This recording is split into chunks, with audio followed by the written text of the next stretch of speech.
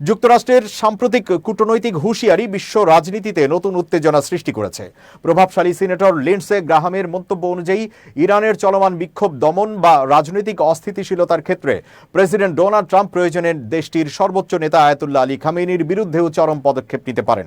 গ্রাহামের দাবি, যদি ইরানের জনগণ তাদের মৌলিক অধিকার বা উন্নত জীবনের দাবিতে সশস্ত্র প্রতিক্রিয়া দেখায়, ট্রাম্প প্রশাসন তা এড়িয়ে যাবে না। এই উত্তেজনাপূর্ণ প্রেক্ষাপটের মধ্যে খ্যাতনামা মার্কিন অর্থনীতিবিদ অধ্যাপক জেফ্রি ডি স্যাক্স আরও সতর্কবার্তা দিয়েছেন। ইন্ডিয়া টুডে গ্লোবালকে দেওয়া এক সাক্ষাৎকারে তিনি বলেন, ভেনেজুয়েলার পর যুক্তরাষ্ট্রের পরবর্তী লক্ষ্য হতে পারে ইরান। তিনি জানান, প্রেসিডেন্ট ট্রাম্পের তেহরানকে ঘিরে অতিমাত্রায় আগ্রহ বিশ্বকে বড় সংঘাতের দিকে ঠেলে দিতে পারে। স্যাক্স যুক্তরাষ্ট্রের সামরিক ও কূটনৈতিক নীতির কঠোর সমালোচনা করেন। তার ভাষ্য, দেশটি এখন একটি নিয়ন্ত্রণহীন রাষ্ট্র, যেখানে সাংবিধানিক কাঠামোর বাইরে সামরিক শক্তি পরিচালিত হচ্ছে। তিনি উল্লেখ করেন, ট্রাম্প প্রায় 8 বছর আগে লাতিন আমেরিকার নেতাদের কাছে প্রশ্ন করেছিলেন কেন সরাসরি ভেনেজুয়েলায় হামলা চালানো হচ্ছে না। এটি প্রমাণ করে এমন সামরিক পরিকল্পনা অনেক আগে থেকেই চলছিল।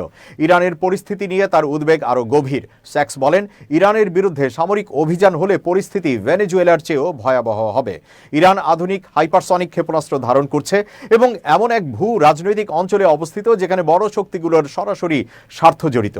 যে কোনো যুদ্ধ সহজেই বৈশ্বিক সংঘাতে রূপ নিতে পারে। তিনি আরও জানান, নতুন বছরের শুরুতে ইসরায়েলের প্রধানমন্ত্রী বেনিয়ামিন নেতানিয়াহু ট্রাম্পের সঙ্গে মার-আ-লাগোতে বৈঠক করেছেন এবং সেখানে ইরানকে পরবর্তী লক্ষ্য হিসেবে চিহ্নিত করার বার্তা দেওয়া হয়েছে। ইরানও প্রতিক্রিয়ায় সংযম দেখাচ্ছে।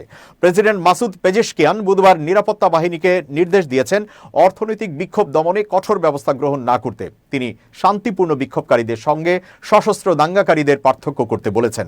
প্যারিস থেকে এএফপি এর প্রতিবেদনে বলা হয়েছে, সরকারের এই সংযম নির্দেশ ইঙ্গিত দেয় তারা পরিস্থিতি নিয়ন্ত্রণের বাইরে যাওয়ার আশঙ্কা করছে।